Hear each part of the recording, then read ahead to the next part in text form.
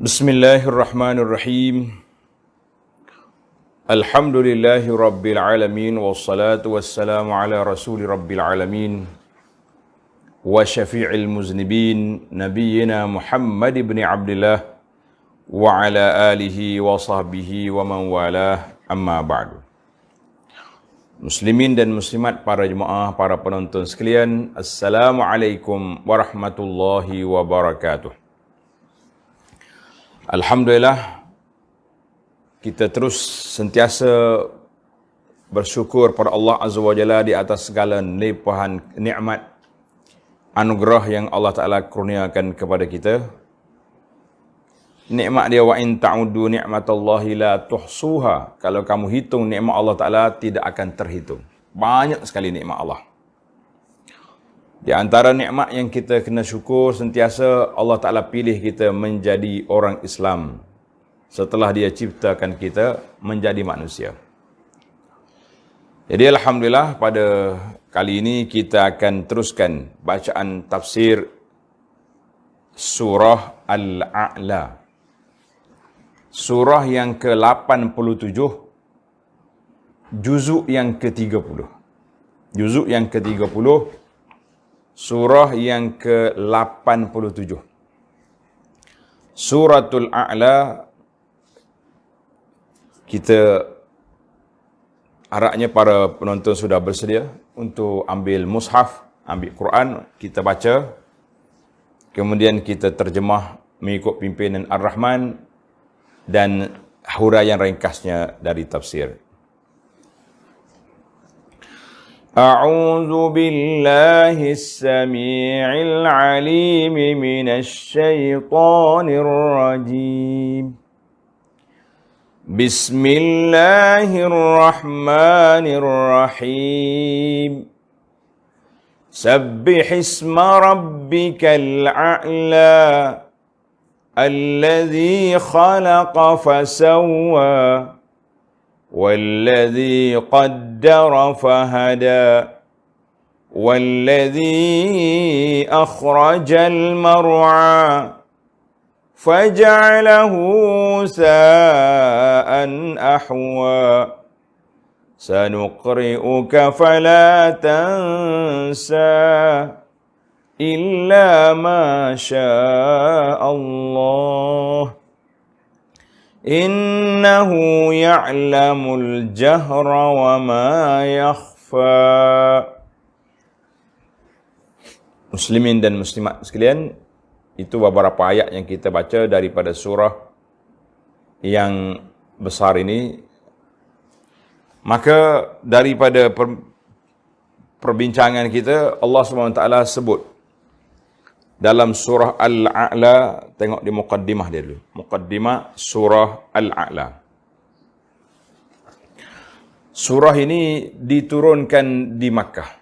Surah Al-A'la diturunkan di Makkah. Mengandungi 19 ayat. Kita tengok bilangan ayat dia ni, 19 ayat bittifaqil ulama. Tidak ada khilaf dah situ. Ittifaq ulama. Dinamakan surah Al-A'la.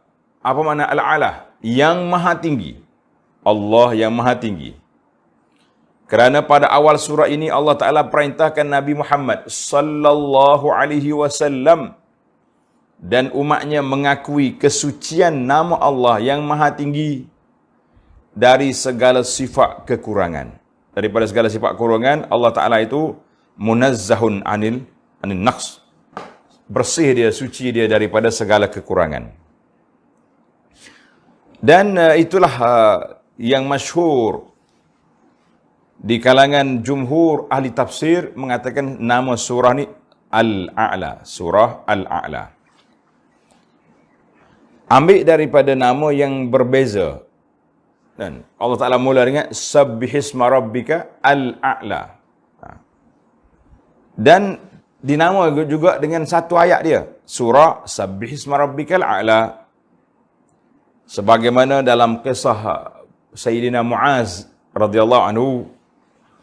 Muaz ni dia baca panjang kepada masyarakat di kampung dia jadi imam. Jadi salah seorang daripada makmum dia pergi mengadu ke Nabi SAW. Tuan-tuan jangan ingat, orang yang ngadu hak imam kepada pemerintah ni satu kesilapan yang berat. Kita kata kalau dia mengadu tu betul, bagaimana berlaku kepada Muaz, sahabat yang pergi mengadu ke Nabi SAW. Dia kata, ya Rasulullah, Muaz ni panjang-panjang. Nabi kata, afattanun, mu nak buat fitnah ke orang. Orang penat, orang letih, mu panjang-panjang. Jangan. Kalau kita nak solat sunat, kita nak panjang, kita beritahu awal-awal. Siapa nak ikut, ikut. Tak nak ikut, sudah. Tapi solat jemaah tak boleh, sebab kita wajib kena solat bersama. Kan? Ya. Maka, kata Nabi SAW, falaula sallaita bi sabbihisma rabbikal a'la. Nabi namakan surah ini bi sabbihisma rabbikal a'la. Ini. Dan juga daripada Al-Bara' bin Azib radhiyallahu anhu, qala kana Rasulullah sallallahu alaihi wasallam yaqra fil 'idaini. Nabi kita baca ketika solat dua hari raya, dan juga wa fil jumu'ah, ketika solat Jumaat, bi sabbihisma rabbikal a'la wa hal ataka hadisul ghasyiyah. Mana dia namakan surah itu dengan ayat yang pertama. Sekaligus kita pun tahu juga bahawa di antara surah yang dibaca pada hari raya, dalam solat raya dan juga solat Jumaat, ini surah ni Al-A'la dengan Al-Ghasyiyah. Dan ada juga hadis yang Nabi kita baca dalam hari raya tadi daripada An-Nu'man bin Bashir radhiyallahu anhu. Nu'man Bashir riwayat Imam Muslim. Adapun hadis Al-Bara', dia kata ma qadiman Nabi sallallahu alaihi wasallam hatta qara'tu sabbihisma rabbikal a'la. Itu hadis Al-Bara' yang dikeluar oleh Imam Bukhari. Biasalah, tu khabari. Kemudian dinamakan juga dengan surah Sabbihis. Di antaranya para ahli fiqh kata yuqra'u fil jumu'ati bi sabbihi. Itu dia panggil bahasa ringkas. Bahasa ringkasan. Masya-Allah, tabarakallah. Turun ayat ini di Makkah Al-Mukarramah sebagaimana hadis Al-Bara' tadi. Dan ada juga sebagian ulama kata beberapa ayat turun Madinah, tapi was-sahih anna surah ini semuanya makkiyatun, diturunkan di Mekah semuanya. Jadi alhamdulillah para jemaah sekalian, itu di antara muqaddimah yang kita baca. Kan dalam surah ini ada berapa ayat? Ada 19 ayat, mungkin kita dapat tamatkan dalam siri ini insya-Allah. Intisari kandungan, tengok dalam muqaddimah. Menegaskan tentang kekuasaan Allah Ta'ala, Tuhan yang telah menciptakan segala makhluk serta menyempurnakan kejadiannya, dan yang mengatur keadaan mereka serta diberi petunjuk ke jalan keselamatannya dan kesempurnaannya. Kemudian diterangkan limpah kurnia yang diberikannya kepada Nabi Muhammad sallallahu alaihi wasallam dengan menjadikannya dapat membaca Quran yang diturunkan kepadanya dengan perantaraan Sayyidina Jibril alaihissalam, sehingga baginda menghafaznya dan tidak lupa. Kecuali yang dikehendaki oleh Allah Ta'ala, baginda lupakan. Lupa ketika itu, ya. Bukan mana lupa terus. Kemudian diberi semangat bahawa Allah tetap memberikan kemudahan kepada Nabi sallallahu alaihi wasallam untuk melaksanakan segala ajaran Islam yang mudah diterima oleh akal yang sehat. Jadi kalau akal yang sihat ya terima, kalau akal tak apa betul, sampai hari ni pun orang tak terima juga kan. Baiklah para jemaah sekalian, itu muqaddimah surah, secara ringkasnya kita bincang. Kita pergi kepada satu-satu ayat. Surah Al-A'la. Bismillahirrahmanirrahim. Sabbihisma rabbikal a'la. Sabbihisma rabbika al-a'la.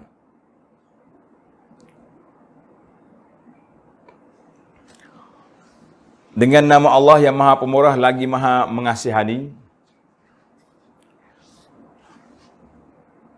Ayat yang pertama, Sabbihisma rabbikal a'la, yakni bertasbihlah, mensucikan nama Tuhanmu yang Maha tinggi dari segala sifat kekurangan. Allah Ta'ala suruh kita bersihkan nama Allah Ta'ala itu daripada segala sifat kekurangan. Allah Ta'ala perintahkan kepada Nabi sallallahu alaihi wasallam supaya bertasbih. Lafaz tasbih tu makruf lah, banyak sebut dalam Quran. Contohnya ketika Nabi Yunus kan masuk dalam perut ikan, falaula annahu kana minal musabbihin. Allah kata kalau tidak dia ni duduk bertasbih dalam perut ikan, dia duduk situlah sampai kiamat. Masya-Allah. Maknanya minal musabbihin ai minaz zakirin Allah wal mustaghfirin. Dengan makna berzikir dan beristighfar. Jadi maksud di sini sabbihisma rabbikal, sucikan, bersihkan nama Tuhanmu, ada beberapa makna. Makna yang pertama, sucikan Allah Taala daripada semua perkara yang tidak layak bi'azamatihi wa jalalatihi. Dengan perkara yang tidak layak bagi Allah Taala yang dinisbahkan oleh puak kafir. Puak kafir ni kata macam-macam. Ada anak perempuan lah, ada tu, ada ni, kan. Yang kedua, isbat. Yang pertama, kita bersihkan Allah Ta'ala. Yang kedua, kita isbat, makna menetapkan sifat al-kamal. Segala sifat kesempurnaan bagi Allah Azza wa Jalla. Sifat kesempurnaan itu bagi Allah Azza wa Jalla. Dan mengisbatkan nama-nama Allah Ta'ala yang maha indah, Asma'ul Husna, dan sifat-sifat Allah Ta'ala yang maha tinggi. Yang ketiga, tanzih, mensucikan nama uluhiyatullah, ketuhanan Allah Ta'ala, daripada kepahaman kaum kafir musyrik. Puak-puak kafir ni dia capu habis. Allah tawal uzza, itu pun ada sifat ketuhanan juga. Maka kita kata, la sabbihis, bersihkan dia. Bersihkan dia. Yang keempat, bersihkan Allah Ta'ala daripada sebab-sebab yang menjadikan manusia maki Tuhan kita. Allah Ta'ala sebut dalam Quran, dalam suratul An'am, وَلَا تَسُبُّوا الَّذِينَ يَدْعُونَ مِنْ دُونِ اللَّهِ فَيَسُبُّوا اللَّهَ عَدْوًا بِغَيْرِ عِلْمٍ. Mu jangan maki Tuhan orang lain. Kita pergi dekat Tuhan berhala, hok bertakah, hok mana, hok tangan banyak ke, hok apa-apa sifat. Kita pergi kata kok si. Kan? Sebab apa? Nanti mereka juga akan maki Tuhan kita. Maka Allah larang dalam ayat ni, jangan kamu pergi buat perangai, orang buat perangai kita juga. Itu bahaya. Sama juga di antara dosa besar, seorang itu maki bapaknya sendiri. Orang tanya, macam mana ada kau orang betul kepala otak ni pergi maki mak ayah dia? Nabi kata, ya subu abar rajul. Bila dia maki bapak orang tu akan maki pakmu juga. Semacam budak-budak duk kelahi kan, dia kata, bahasa anak pak tak ajar, bapakmu lah. Itu maksudnya dia maki. Maka Allah Ta'ala kata, bersihkan nama Allah, mu jangan hidup maki Tuhan orang lain, nanti dia maki Tuhan kita. Itu kaedah. Jadi ada 4 makna. Makna sabbihisma rabbikal a'la. Bersihkan nama Tuhan kamu yang maha tinggi. Masya Allah, tabarakallah. Al-a'la makna tinggi kedudukan Allah Azza wa Jalla, dan tinggi dalam semua perkara Allah Azza wa Jalla. Masya Allah, tabarakallah.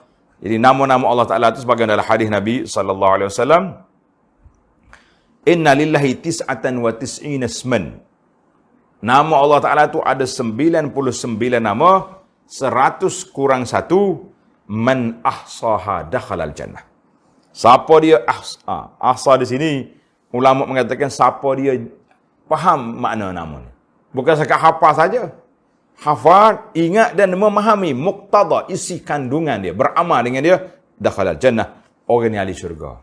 Kalau sekadar hafal saja, analah gurau, kita kata kalau sekadar hafal saja tuan-tuan, jawab dia hanya CD dengan kaset boleh masuk syurga dulu. Sebab dia hafal tu. CD ni masuk dalam kereta kita pukul berapa, panas. Tengah hari panas, terik tak? Orang Kelantan kata panas cecen ni. Bunyi, Wallahul ladzi la ilahu. Kita ni tanya dua, tiga patah, lupa dah. Mula nak cari apa ni, rakaman dah. Itu jadi nama Allah Ta'ala ni tidak setakat 99 saja. Banyak lagi nama Allah Ta'ala. Sebagaimana Nabi kita sallallahu alaihi berdoa, awista'starta bi aw 'allamta, yang nama yang engkau ajar kepada hamba-hambamu awis ta'sarta bihi fi ilmil ghaib, ataupun yang engkau simpan dalam ilmu yang ghaib. Masya Allah tabarakallah. Itu nama Allah SWT. Jadi kalau boleh, eloklah kita pakai ingat belakang nama-nama Allah dan kita belajar nama dia Asmaul Husna. Asmaul Husna. Alhamdulillah untuk maklumat ringkas tentang Asmaul Husna ni ada satu kitab yang saya syarahkan, nama dia Beriman Kepada Allah. Tengok dalam YouTube Abu Anas Madani, Halaqah Abu Anas Madani, di sana ada satu rakaman beberapa siri pendek tentang Asmaul Husna. Insya-Allah ana bercita-cita untuk nak syarah kitab-kitab tentang Asmaul Husna secara ringkasnya dalam masa-masa yang akan datang. Tuan-tuan dan puan-puan doakan semoga Allah Taala sihatkan kita panjang umur, sempat lagi untuk syarahkan kitab yang sangat berharga ini. Baiklah, perbahasan tentang Sabbihisma Rabbika itu panjang, kita ringkas. Kemudian apabila turunnya ayat Quran ini, Sabbihisma Rabbikal A'la, qala sallallahu alaihi wasallam, ij'aluha fi sujudikum, menjadikan tasbih itu subhana rabbiyal a'la dalam sujud kamu, dalam sujud kamu kan. Bila turun ayat Quran fasabbih bismi rabbikal azim, Nabi kata apa? Ij'aluha fi ruku'. Jadi kalau kita ketika rukuk, jadi kita nak dalam sujudnya Sabbihisma Rabbikal A'la. Sebab apa? Sebab kita duduk tempat yang paling rendah sekali dalam solat kita. Kita sujud, muka atas bumi. Kita puji Allah Ta'ala yang maha tinggi. Masya Allah. Itu dipanggil kemuncak. Merendah diri. At-tadarru' wat-tawadhu' ila Allah Azza wa Jalla. Ayat yang kedua, siapa Tuhan kamu Al-A'la tu yang maha tinggi tu? Siapa? Ini sifat dia. Allazi khalaqa fasawwa. Tuhan yang menciptakan sekalian makhluknya serta menyempurnakan kejadiannya dengan kelengkapan yang sesuai. Ingat. Allah Ta'ala yang menciptakan sekalian makhluknya serta menyempurnakan kejadian. Tuhan buat dan dia sempurnakan kejadian kita ni. Siapa kata kita ni tak sempurna? Siapa kata kita ni huduh? Kita tak ngaku kita huduh. Orang lain yang kata kita huduh je. Ya. Kita comel sama. Kita tanya hak huduh pun comel. Nak kata apa? Pasal tu lagi kita kata al-jamalu nisbi. Huduh, cantik, lawa orang tu nisbi. Mata kita tak comel, mata orang lain comel. Itulah keadaan manusia. Macam kita masuk dalam kedai kain lah. Kan? Tak comel kain ni buat teh apa ni. Kita tak letak je, orang lain mari. Masya Allah, tabarakallah. Seminggu dah saya cari kain ni. Jumpa sen ni. Nak kata apa? Itu tak nak huraikan. Maka Allah SWT yang telah menciptakan manusia dalam keadaan sempurna. Fasawwa. Maksud dia sini, Allah Ta'ala yakunu penciptanya hasanan yang elok, yang comel. Laqad khalaqnal insan fi ahsani taqwim. Sesungguhnya kami ciptakan manusia sebaik-baik kejadian. Masya Allah, tabarakallah. Jadi para jemaah sekalian, bersyukurlah kita. Allah Ta'ala buat kita ni comel. Kan? Alhamdulillah. Tapi kalau orang tak yakin dengan kecomelan dia, tak yakin dengan dia tu cantik, tu yang kita tengok pelik-pelik tu. Pergi pakai kosmetik lah, pakai make up lah, pakai keni lutung. Kena ke lutung? Lutung tu monkey tu, hok duk makan buah getah atas pokok. Kan di atas keni dia ni putih. Itu dia panggil keni lutung. Kan? Allah Ta'ala buat bulu keni comel, dia cukup. Lepas tu dia gicak pula sendiri. Kita kata Masya Allah, tabarakallah. Manusia ni tak betul jalan. Allah Ta'ala buat dia comel, dia pula pergi jadi pelik. Baik, ni kerja ulasan yang dimarah oleh wanita belakang tu. Kan? Saya nasihat je. Maka Allah Ta'ala cipta kita cantik dengan rupanya, dengan kedudukan haikal azmi, kedudukan kita ni comel dengan mata duduk sini, telinga sini.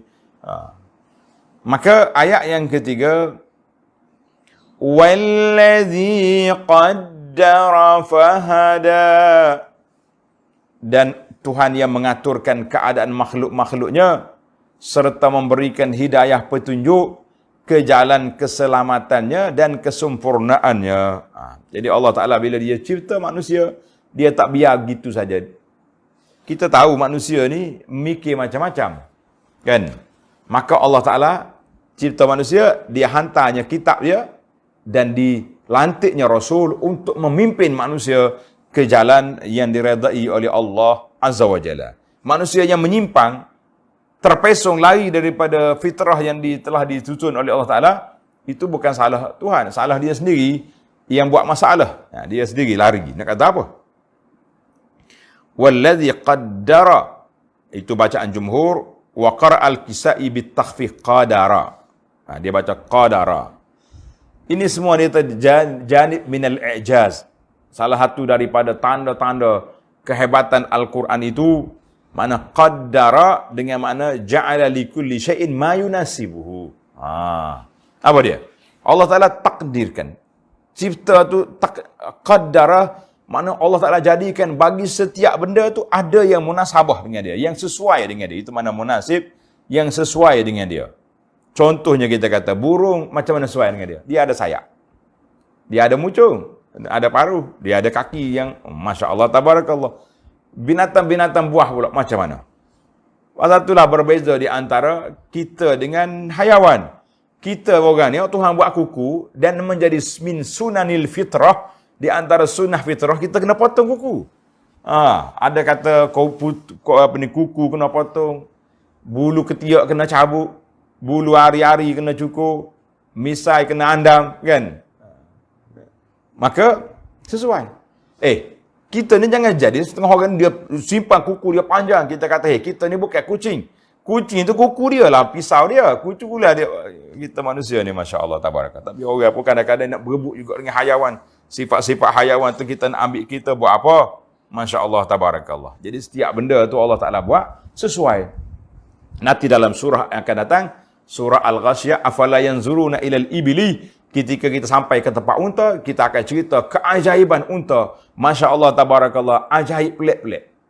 Allah Ta'ala cipta dia pelik, sesuai dengan dia duduk di padang pasir. InsyaAllah. Tunggu dalam ayat yang nanti. Ayat yang ketiga, yang keempat. Walladhi akhrajal mar'a. Dan Allah yang mengeluarkan tumbuh-tumbuhan untuk binatang-binatang ternak. Allah kata, aku keluarkan mar'a tu rumput. Tepat orang panggil padang ragut kalau kita sini kat. Yutlaqu 'alan nabat. Allah Ta'ala keluarkan tumbuh-tumbuhan ni untuk apa? Untuk binatang-binatang ternak. Faja'alahu sa'an ahwa. Kemudian ia menjadikan tumbuhan-tumbuhan yang menghijau itu kering, berubah warnanya ke hitam-hitaman. Bila dia kering, dia pun jadi tukar jadi hitam. Ahwa, kan? Yang ibu nama anak Ahwa. Jadi anak hitam nama dia. Itu dia panggil hitam. Kita kadang-kadang kita duk tengok binatang duk makan. Saya tak pastilah di Malaysia, tapi kalau di Mekah, di Madinah, biasa kita bawa pakcik-pakcik ni, makcik naik kereta. Ana dulu kalau waktu saya belajar, suka sangat khidmat kepada orang-orang kampung yang mari. Bila mari kita naik kereta kita pusing Bandar Madinah. Kadang-kadang daripada lepas subuh, kita sarapan subuh, pagi, lepas tu kita pusing sampai dekat Zuhur. Pergi ni. Orang makcik-makcik ni pelik, dia kata, Ustaz, pelik lah kambing sini makan batu. Kita kata kambing pun ada fitrah juga, pakcik. Dia tak makan batu, dia makan rumput ni. Rusa'an ahwa. Bila dia hijau, mari musim panas, rumput tu jadi kuning. Kuning tu macam batu, macam tanah, tak nampak. Itu hayawan. Dia boleh makan rumput kering. Kita ni rumput kering, orang tak makan, dia gulung, buat isap pula. Ya Allah, akbar. Jangan tukar kita dengan hayawan dah. Pasal itulah arwah bapak saya dulu, Allah yaghfirlu, Allah Ta'ala lah yang cerahkan kuburnya dan kubur ibu dengan cahaya maghfirah dan rahmat. Dia selalu sebut, dia kata, orang-orang yang isap rokok tu, mu tengoklah, dia kata, daun tembakau yang kamu isap tu, kambing pun tak makan. Mungkin Allahu Akbar. Rahimahullah, dia sangat suka tegur nasihat kepada orang-orang yang isap rokok. Tapi begitulah, anak murid dia duk berangguk depan tok guru, tak keras. Duk panggil, orang panggil, awak tak irau juga. Masya Allah, tabarakallah. Tamatlah cerita tentang kejadian manusia, kita berpindah kepada ayat yang ke-6. Sanuqri'uka fala tansa. kami sentiasa menjadikan engkau wahai Muhammad sallallahu alaihi wasallam dapat membaca Al-Quran yang diturunkan kepadamu dengan perantaraan Jibril alaihissalam hingga engkau menghafaznya dan tidak lupa-lupa. Masya Allah, tabarakallah. Jadi Allah Ta'ala pindah perbincangan kita tentang Nabi sallallahu alaihi wasallam yang membezakan di antara kita yang hayawan ini, iaitulah mengikut ajaran Nabi sallallahu alaihi wasallam. Mu binatang aku keluar buat bagi dia gupuk, bagi dia makanan, cukup dah setakat tu. Lepas tu mu makan dia pula. Tapi mu yang manusia, la. Jangan terhenti setakat hayawan. Kita kena ikut Al-Quran. Ikut Al-Quran. Sanuqri'uka fala tansa. Kami akan baca kepada kamu Al-Quran sehingga kamu tidak lupa. Macam mana kita ni? Kan Nabi kita ni sallallahu alaihi wasallam, dia panggil Al-Ummi. Ummi ni orang tak membaca dan tidak menulis. Bila turun Quran, Nabi kita bergerak lidah dia nak ikut Jibril baca. Maka Allah Ta'ala kata, la tuharrik lisanaka lita'jala bih. Ya Muhammad sallallahu alaihi wasallam, jangan gerak lidah kamu, dengar dulu. Dengar, lepas kamu dia baru kamu baca. Dengar, kamu dia baru baca. Jadi ini para jemaah sekalian, kita kena ingat. Cara kita nak baca Quran, nak talaqi Quran, nak hafal Quran, yang pertama sekali kita kena dengar bacaan daripada guru kita. Dengar, dia baca. Bila dia baca dengar, kita perhati betul-betul, barulah kita ulang. Tengok, Nabi SAW, bila dia nak baca serentak dengan Jibril, Nabi kata, Allah kata, la tuharrik bilisanak. Sabar dulu Muhammad, jangan gerak lagi lidahmu, dengar dulu. Masya Allah, tabarakallah. Itu di antara adab. Kita ni banyak sering kali, pengalaman kita duk hafal-hafal Quran ni, kadang-kadang kita hafal yang salah. Sebab kita duk tengok betul dah, kita pun hafal tu. Bila masuk dalam periksa, kena tegur ke pemeriksa, awak ni khata. Kesalahan kitanya sebab kita tak pergi baca dengan orang lain. Biar orang dengar. Itu penting lah kan. Nabi kita SAW, bila mari bulan Ramadan, Jibril datang. Yudarisul Quran. Datang, ulang kaji Quran. Baca daripada awal yang turun ayat, sampai ke ayat yang diturunkan pada saat itu. Kemudian bila mari, tahu Nabi nak wafat, Masya Allah, Jibril turun 2 kali, ulang balik Quran. Itu dia panggil peraturan. Baiklah, para jemaah sekalian. Kita pergi kepada, maknanya ayat Nabi kita SAW, bila turun ayat Quran itu, dia tidak lupalah. Fala tansa, Nabi kita tidak lagi lupa, sebab ayat Quran itu sudah masuk dalam dada dia. Masya Allah, tabarakallah. Ayat yang ke-7, illa ma syaa Allah innahu ya'lamul jahra wa ma yakhfa. Kecuali apa yang dikehendaki oleh Allah Ta'ala engkau lupakan. Sesungguhnya ia mengetahui segala keadaan yang patut berlaku dan yang nyata dan yang tersembunyi. Jadi ada yang mengatakan Nabi kita lupa tu manusikha. Ayat-ayat yang telah dimansuhkan bacaannya, maka dilupa. Ada juga Allah kata illa masya Allah. Istisna di sini dia panggil al-nisyanut tariq.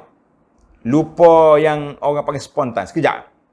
Tengah-tengah kita baca, ngak lekat. Lepas tu bila kita baca balik, kita ingat balik, ingat semula kan. Sebagaimana kata Aisyah radhiyallahu anha, kana Nabi sallallahu alaihi wasallam yastami' qira'ata rajulin fil masjid. Nabi dengar seorang sahabat baca Quran di masjid. Faqala rahimahullah, Allah Ta'ala bagi rahmat kepada dia. Laqad azkarani ayatan kuntu unsituha. Dia telah memperingatkan aku satu ayat yang aku dilupa. Itu ada, tapi dia panggil lupa, bukan lupa penuh, lupa sekejap. Bila dia dengar balik, itu dengar. Karena itulah Jibril datang, ulang kaji Quran itu, illa masya Allah. Allah Ta'ala tahu semua, apa mata jahara bihi min qira'atin. Nah itu. Ada tafsir kata, ya'lamul jahra wa ma yakhfa. Apa yang kamu zahirkan dalam bacaan kamu, apa yang kamu baca. Kan kita ni kadang-kadang kita baca suara Quran dengan suara kuat tak? Ada kalanya kita baca perlahan. Baca contoh kalau kita baca di masjid orang ramai. Takkan kita nak baca berlagu. Kita baca. Mana dua-dua bacaan kamu tu yang zahir, yang tersembunyi, didengari oleh Allah Azza wa Jalla. Allah Ta'ala dengar belakang. Kamu jangan duduk Jangan susah hati, jangan duduk tepik-tepik laut lah. Tuhan tahu belaka. Jadi ada juga kalau kita kata ayat ni Tuhan tahu belaka, perkara yang zahir, perkara yang sembunyi tahu, tapi maksudnya ayat sini kata di ulama tafsir, maknanya hak kita baca perlahan ataupun kita baca kuat. Masya-Allah, tabarakallah. Ayat yang seterusnya, ayat 8. Ayat yang ke-8, wa nuyassiruka lil yusra, wa nuyassiruka lil yusra. Dan kami tetap memberikan kemudahan kepadamu untuk melaksanakan segala perkara agama yang mudah diterima oleh akal yang sehat. Masya-Allah, tabarakallah. Memanglah peringkat awal tu nampak sukar, masyarakat nak terima. Tapi beberapa orang yang mempunyai akal yang cerdik, yang pertama sekali di kalangan laki-laki siapa dia? Sayyidina Abu Bakar. Di kalangan wanita siapa? Sayyidatina Khadijah. Di kalangan pemuda remaja siapa? Sayyidina Ali, kan? Maka ini di antara orang yang Allah Taala pilih mempunyai akal yang cerdik, dengar aja terus beriman dengan apa yang dibawa oleh Nabi sallallahu alaihi wasallam. Wa namun begitu kita kena ingatlah, kan? Kalau ada kesusahan apa-apa payah di dalam perjalanan dakwah kita ni, maka berapa kali Allah Taala sebut dalam ayat dalam surah Al-Insyirah, kan? Inna ma'al usri yusra. 2 kali diulang. Ma'al usri yusra. Bila ada susah, akan ada depannya senang. Jadi kita hari ini menghadapi COVID, insya-Allah doakanlah supaya dia akan hilang dalam masa yang dekat. Namun begitu, PKP perlu dipatuhi. Jangan dilanggar. Ni happy, oh turun dah. Berasa nak klik dah.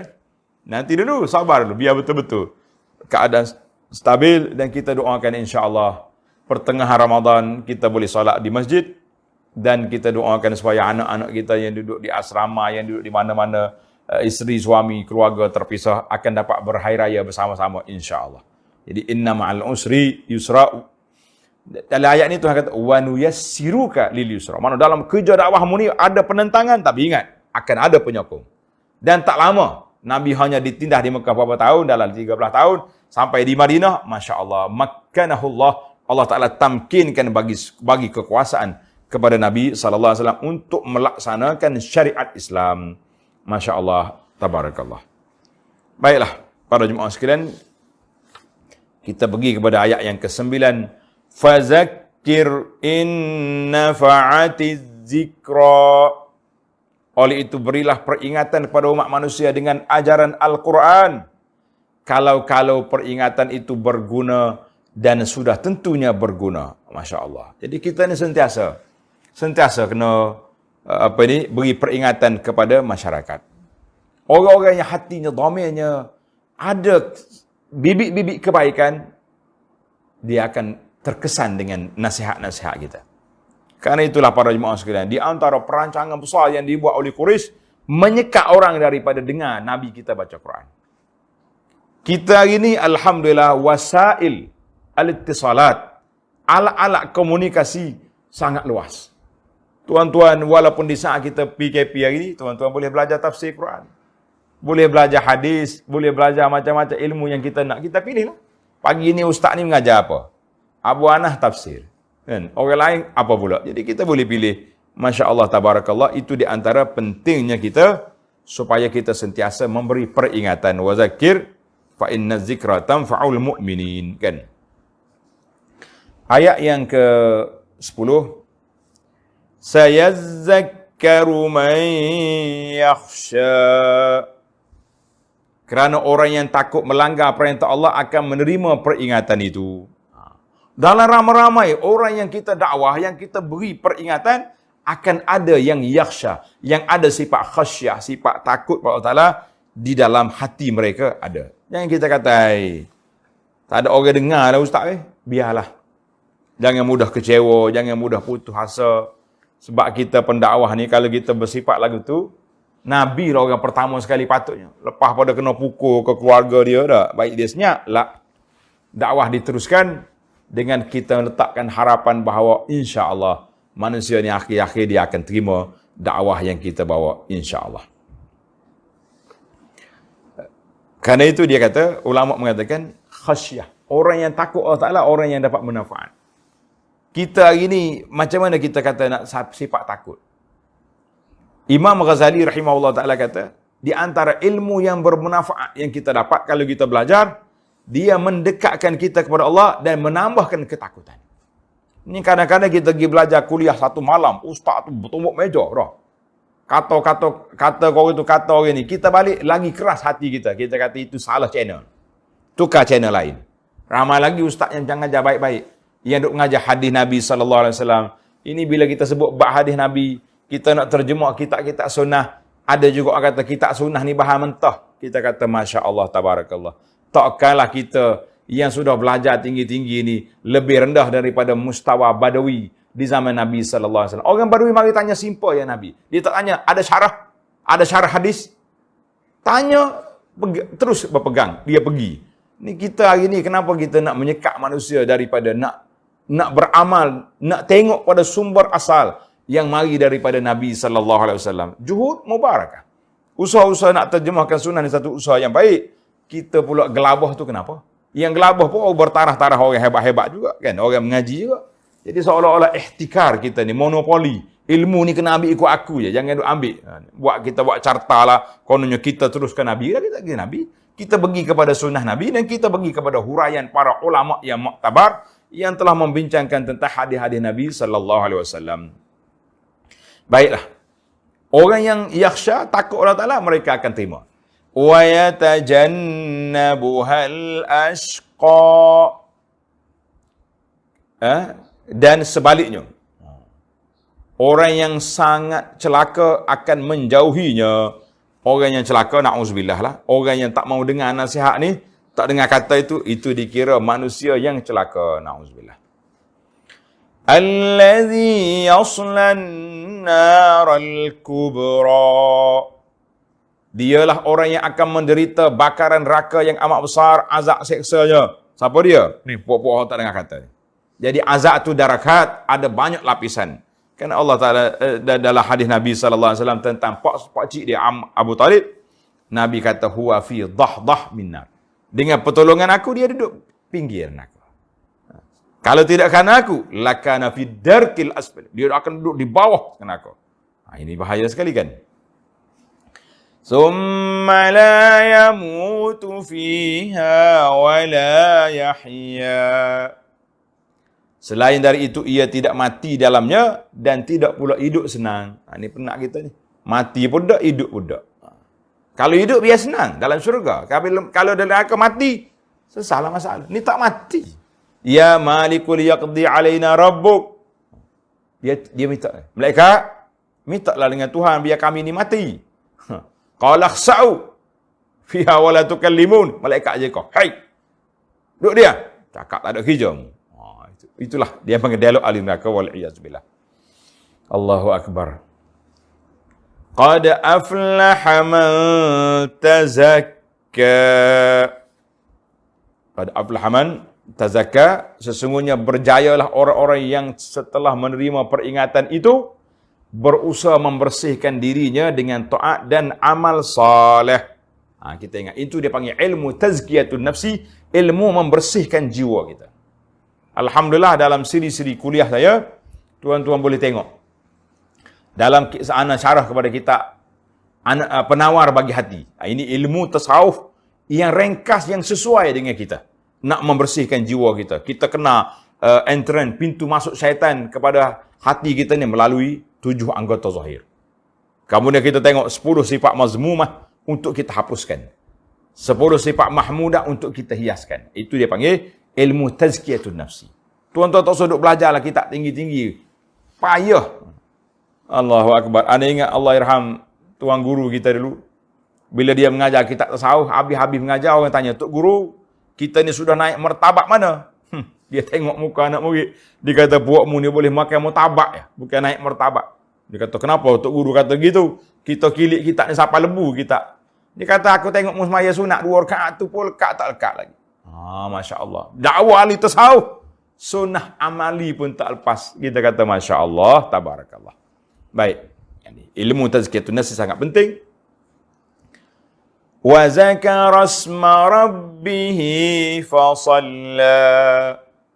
Dia bersih jiwa dia, apa jadi? Dan menyebut-nyebut dengan lidah dan hatinya akan nama Allah.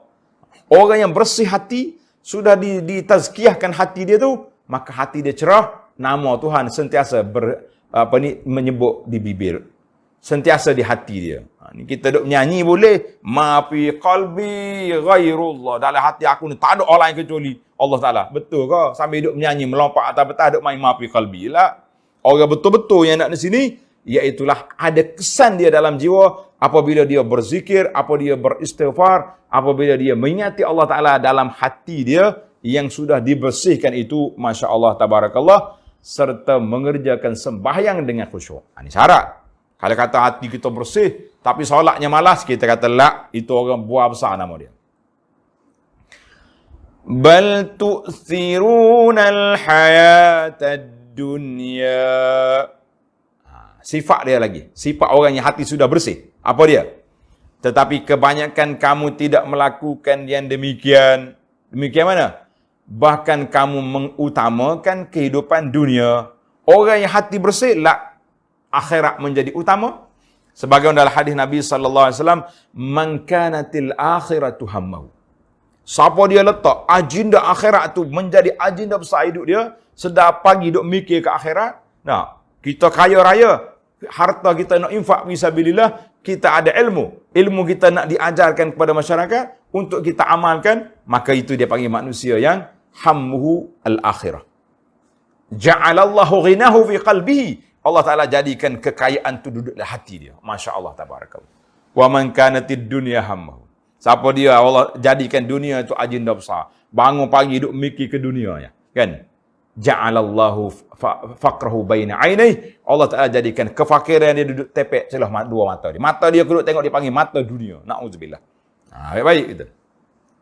Jadi orang yang sepatutnya bila kita dapat tazkiyah, bersihkan jiwa kita, sentiasa menyebut nama Allah Ta'ala, mendirikan salat, maka kita utamakan akhirat daripada dunia. Dunia ni hanya lorong jalan untuk ke akhirat saja, bukan tempat tinggal. Kata di ahli fikir, dunia bukan tempat tinggal, tetapi tempat meninggal. Allahu Akbar. Tulis sikit. Dunia bukan tempat tinggal yang kekal, tetapi tempat kita meninggal. Tinggalkan apa? Tinggalkan asar, kesan-kesan yang baik. Masya Allah, tabarakallah. Kalau kita tinggal kesan yang baik, kita tinggal amal soleh, kita tinggal sedekah jariah, kita mati, tapi amalan kita tak mati. Kita duduk dalam kubur, ibadat sedekah kita berjalan. Itulah kata orang, manusia yang bahagia, tuannya mati, tapi kebaikan dia tak mati. Manusia yang celaka, na'udzubillah, tuannya mati, kejahatan dia tak mati. Ni, macam geng-geng hak duduk tulis-tulis fitnah ni. Duduk edit gambar, duduk buat poster, duduk buat fitnah pada orang. Ingat, kamu mati, kejahatanmu tak mati. Orang duduk baca fitnah yang kamu buat, sampai bila-bila, na'udzubillah. Allahu Akbar. Kemudian Allah kata ayat 17, wal akhiratu khairun wa abqa. Padahal kehidupan akhirat lebih baik dan lebih kekal. Letaklah. Jadikan agenda hidup kita akhirah. Allah Ta'ala letakkan ja'alallahu ghinahu fi qalbihi, kekayaan duduk dalam hati. Masya Allah, tabarakallah. Kata orang, kalau dunia, kita duduk atas dunia tak jadi masalah, sebab ini tempat kita membuat persiapan ke akhirat. Tapi yang jadi masalahnya, kalau dunia masuk dalam hati, lah. Sama juga dengan kapal duduk dalam laut, tak jadi masalah, tempat dia. Tapi kalau air masuk dalam kapal, bermasalah. Allahu Akbar. Para jemaah sekalian, inna hadza la fis suhufil ula. Sesungguhnya keterangan-keterangan yang dinyatakan ini ada disebut dalam kitab-kitab yang terdahulu. Suhufi Ibrahim wa Musa. Iaitulah kitab-kitab Nabi Ibrahim dan kitab Nabi Musa. Masya Allah. Itu yang dikatakan di antara ilmu-ilmu yang terkandung dalam suhuf itu, iaitulah ilmu tentang akhirat, ilmu tentang pembersihan jiwa, ilmu tentang bagaimana nak mendekatkan diri kepada Allah Azza wa Jalla. Jadi alhamdulillah muslimin dan muslimat para penonton sekalian, tamatlah perbincangan kita dalam surah Al-A'la. InsyaAllah kita akan teruskan perbincangan kita dalam surah Al-Ghashiyah di dalam siri yang akan datang insyaAllah. Eloklah kalau boleh tuan-tuan beli ni tafsir Pimpinan Ar-Rahman yang dikeluar oleh Pejabat Perdana Menteri Malaysia, sebab dia walaupun dia ringkas, tapi dia ada huraian-huraian sikit yang boleh kita faham makna dia. Cuma bahasa dia agak klasik sikit, bahasa tua. Waktu ana di Mujamma' Malik Fahad, dulu nak cetak buku ni, pihak penerbit kata boleh tak kita ubah sikit bahasa. Jadi kita minta dengan kerajaan Malaysia, mereka mengatakan jangan.